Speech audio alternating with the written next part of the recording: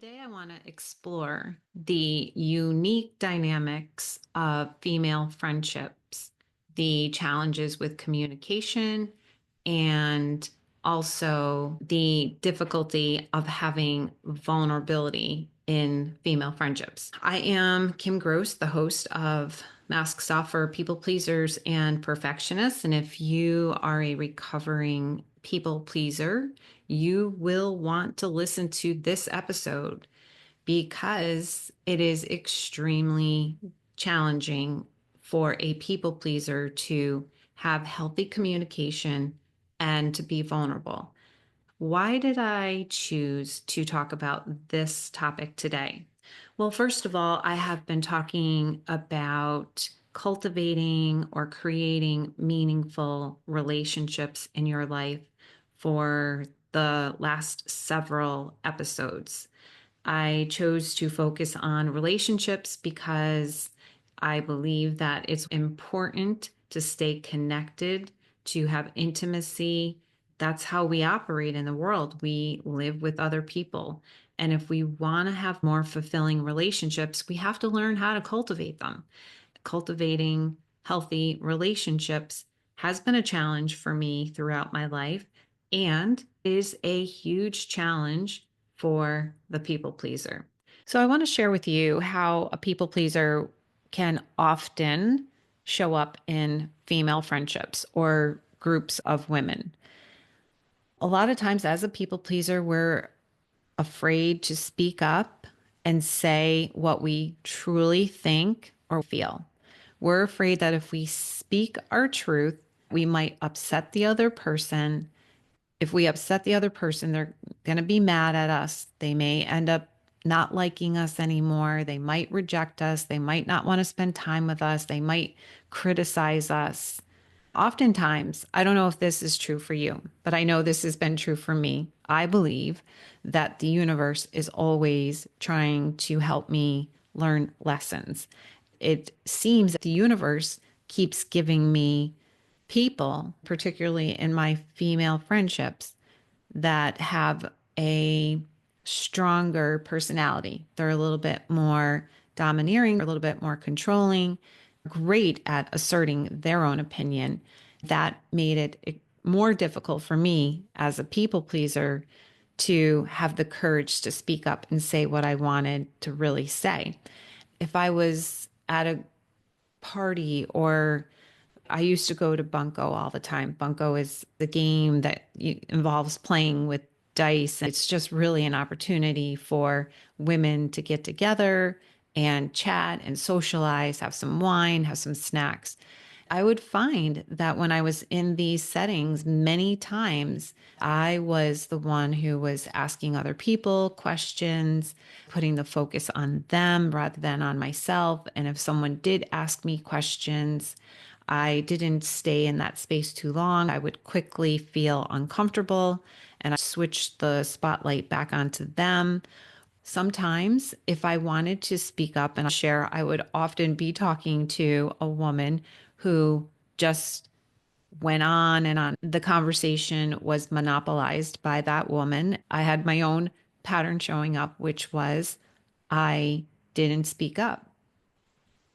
And then there was also these other norms, that social norms that went along as well, where the women were just trying to be, it appeared as if there was a way of being perfect, like having the perfect snacks, the perfect drinks, the perfect gifts for the people who won. And I can honestly say that I didn't enjoy any of that. I hated the pressure when it was my turn to have to host. And it just was not a way of showing up authentically. In those days, I did not show up authentically. But even still, it's important because even though I was surrounded by many women, and even though you may belong to certain community groups or have parties, do you ever find yourself still feeling extremely lonely, even though you're surrounded by people? And if you say yes, that may be stemming from the fact that you aren't showing up as your true, authentic self. You are censoring what you say. You're not speaking what you truly think and feel. This might be happening super fast and subconsciously. You're not even aware that you're doing this, but it's such a long standing pattern for you as a people pleaser that it's just automatic. And you might end up leaving these functions. I know that I did when I would leave a bunko group or anything similar to that. I would often feel exhausted. And then I would go home. I would just overeat or binge. So that ended up not working out well for me either. So there's those types of situations with females where if we're not showing up as our true selves, it is really difficult to create connection, to have connection. Without the connection, we feel that we are lonely and isolated, even though we're surrounded by all these women. The other part of it that I wanted to explore is the deeper relationships, the closer relationships. You may have a very close friend and you're still struggling to have intimacy. Oftentimes, besides the fact that it's hard for you to speak up and speak your truth, you're lacking communication skills. So, I have been recently with a dear friend of mine, I have been practicing with her. We have been practicing together because we both are holding the intention that we want to cultivate a meaningful, connected, deeper relationship. We want to have that emotional intimacy with each other. And so, first and foremost, if you have a person that is willing to do this with you, you want to make sure that you both are able to create a safe space where you can trust one another, that you're not going to criticize, you're not going to judge one another. If you can establish that with a person, you trust and feel that it's safe, then it's time to start speaking up. If there is something that your friend does that is triggering to you, it's bothering you for some reason. Maybe it is something that she said to you. Maybe it is something that she just does in her life. Like she has this particular pattern or way of doing something that she might not even realize, but it somehow is triggering something in you. If you aren't able to bring it to the surface and bring it out into the light, there is a good chance that you just kind of push it to the wayside. You bury it, push it under the rug, sweep it under the rug, don't address it, but it still stays somewhere in you. Like it's in the back burner, it's calcifying your heart a little bit. It starts to build over time, like sedimentation builds and then the water becomes very muddy and murky. That can happen not only with your female friendships, but it can happen in any relationship when you aren't able to bring what you truly feel and think to the surface and into the open. It builds up like a pressure cooker. This was happening for me with this friend of mine, for both of us. There were certain things that we weren't saying. We were tiptoeing around.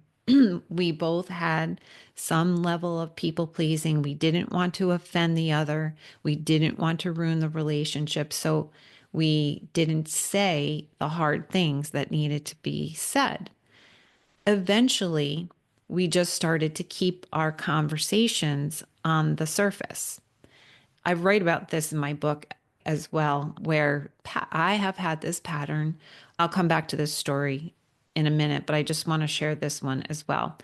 I have this pattern that when I meet a new friend, just like meeting a romantic partner, in the beginning, Everything is amazing. It's wonderful. You're on this honeymoon phase. And I would put the friend on a pedestal and think, oh my gosh, this is just so amazing. I love this person.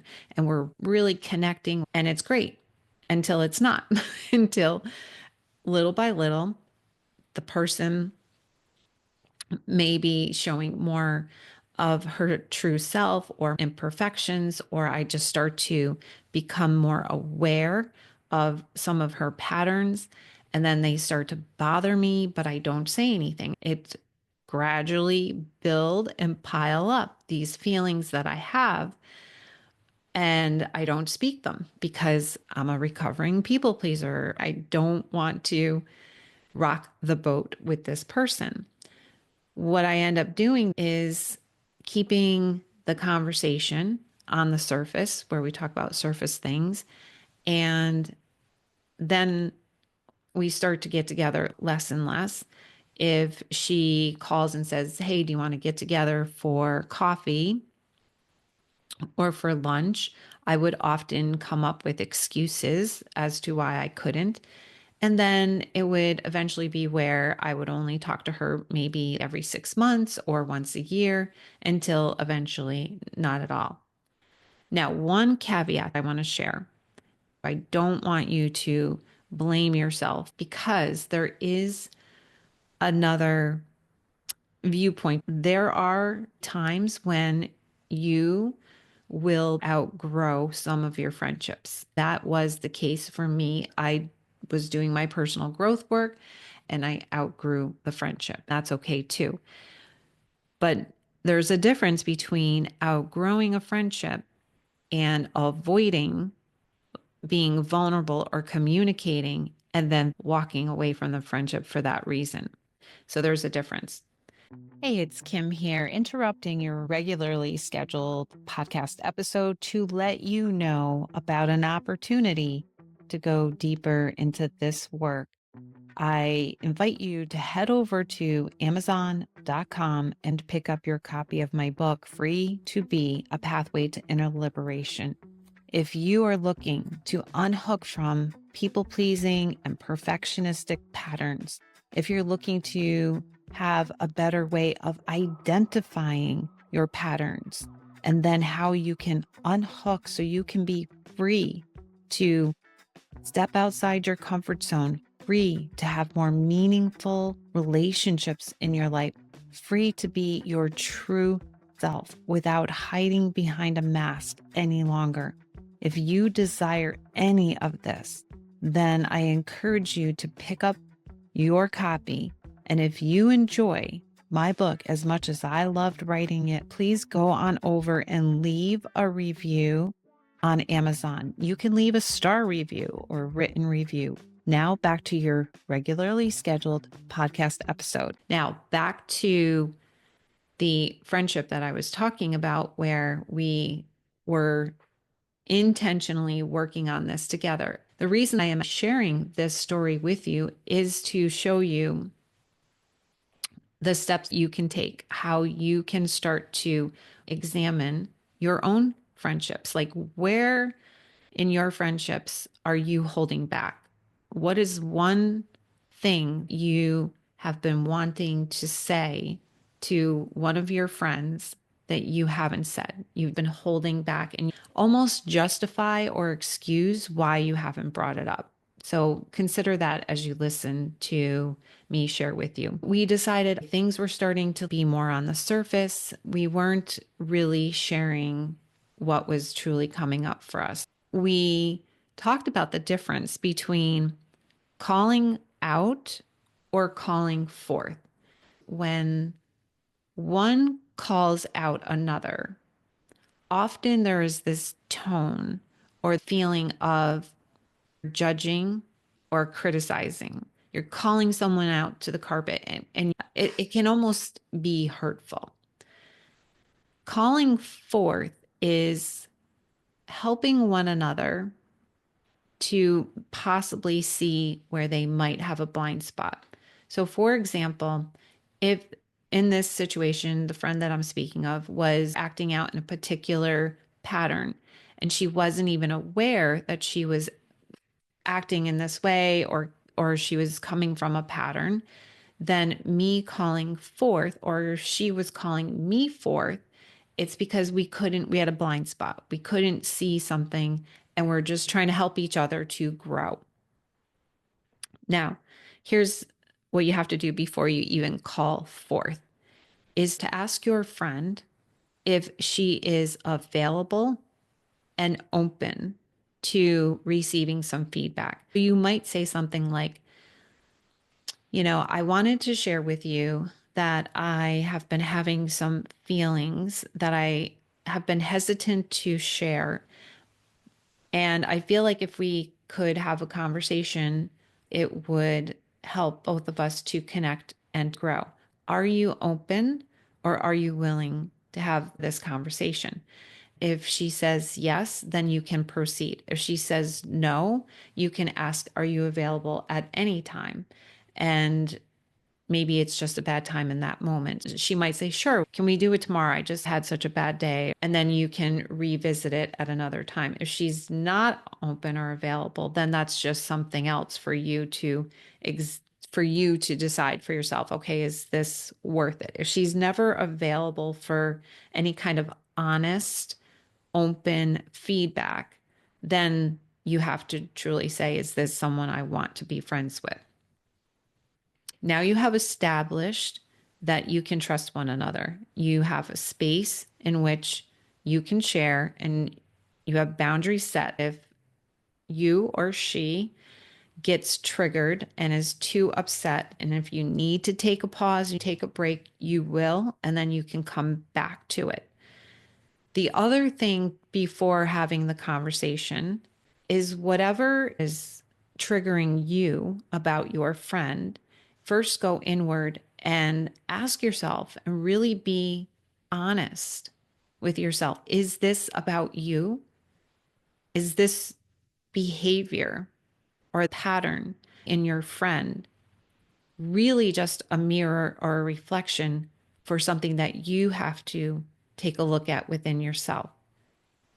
And if so, then okay, now you know it's about you. And you still may bring it up with your friend or you still might set a boundary, but at least you are taking the responsibility to see how what your part is in it, how it's there for a reason for you to see something. Okay, so you've done that, you've done your work, you're coming from a clean place, but it still feel you want to speak your truth on. You've now established trust with a friend. You agree that you're going to have this way of communicating with one another. And if someone gets triggered, then you're going to take a break.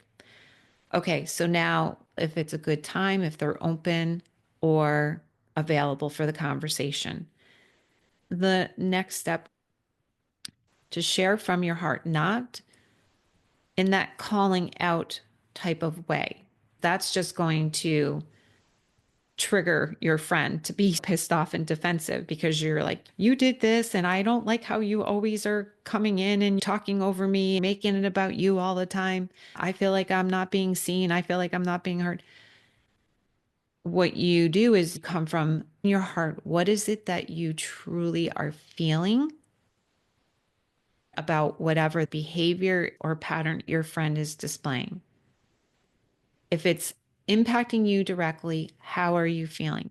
If it doesn't really have an impact, it doesn't bother you. Let's say your friend has this way of always nitpicking at her kids and she's always complaining to you. She's like, my kids are this, my kids are that. And, why can't they get their act together? It doesn't directly impact you, it doesn't directly affect you, but it just kind of maybe stirs something up in you. And you're really just wanting to help your friend out or point out, call forth. You're helping your friend to call forth. Now, she may not be available for that. She might be like, you know what? It is none of your business what I do with my kids or how I raise my kids. I appreciate what you're saying, but I have to draw a boundary. And that's fine too, right? So she's able to speak her truth. And it can get tricky when you're going back and forth in this way because, again, you have to watch for those people pleasing tendencies that might sneak in. And all of a sudden, you realize, oh, I may have just pissed her off by saying what I said. You're afraid of losing the friendship. You're afraid of her getting mad at you because you still have that people pleasing in you. I hear you because that is what happened to me in my friendship many years ago, the one I had for 10 years. I spoke up and said something, and she got really angry and upset, screamed and yelled at me on the phone, and then hung up on me and never spoke to me again. And that is a people pleaser's worst fear, is being yelled at, screamed at, and then rejected and abandoned. And so I hear you on that.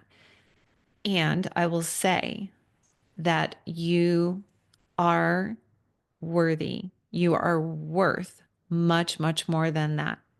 You are worth more than the fear that keeps you from speaking up and speaking your truth. As long as you are doing it in a healthy way, as best as you can, coming from your heart and sharing your truth, it is well within your right to speak up. And if this friend of yours is unable or unwilling to allow you to speak your truth, then you have to examine whether this is a friendship that you want to continue. Or maybe she stays in your outer circle rather than in your inner circle. And I can promise that if you have a friend willing to do this work with you, as I have with this friend, that as a result of practicing this and checking in with one another, if we are both still speaking up, are we saying what we need to say? Are there any feelings or beliefs or thoughts that we're holding back because of fear? As long as we continue to do that with one another, that what the end result is that we have more intimacy and a closer, greater connection than when we were keeping things on the surface. It took a lot of work and courage to recognize that was the direction we were heading in because we were not both speaking up. We were holding back in some way, shape, or form. When you hold parts of yourself back, it is really difficult to feel so intimate and connected to another. And that is why I keep talking about relationships on this podcast. That's why I'm talking about in my book, Free to Be, A Pathway to Inner Liberation, is about how to do the work to heal so that you can be more of your true self and return home because you came into this world as a whole being and your true self. It was through life, it was through social conditioning, developing patterns, your subconscious beliefs, a whole bunch of trauma, a whole bunch of other things that led you astray from being your true self. Thus, why you show up with people pleasing, perfectionistic patterns, codependent patterns, and other ways that get in the way of you having the life that you desire. That's what this podcast is all about, helping you to take off your masks, heal from within so you can be your true self, show up authentically, have more connected and meaningful relationships, and create the life you desire. So I hope that you enjoyed this episode. If you are here on YouTube, leave me a comment. If you have questions about anything that I shared today, let me know. I will check the comments and subscribe if you so you can be notified when I have new episodes. They do come out every Thursday. In addition, I'm on Instagram. I have a Facebook group for recovering people pleasers and perfectionists, which you can join. All of that is in the show notes. Thank you so much for being here. I hope this episode has blessed you in some way, shape, or form. I'll see you in the next episode. Hey, Kim Gross here. Thank you so much for tuning into this episode of Masks Off for People Pleasers and Perfectionists. I invite you to hop on over to my website, kimgrosscoaching.com. Right there on the front page, there's a quiz for people pleasers and perfectionists. You can find out if you have tendencies. You can also get into my newsletter where you will be given valuable content every week on different topics I share here in the podcast. And if you really did enjoy this episode, if you found it helpful, if you found it valuable, please go to, if you're on YouTube, go and subscribe. If you're listening on your favorite podcast platform, then I invite you to leave a review. You can even do a star review. It doesn't have to be a written review. If you know of someone who can benefit from this podcast or this particular episode, please share it with them. I'll see you next time.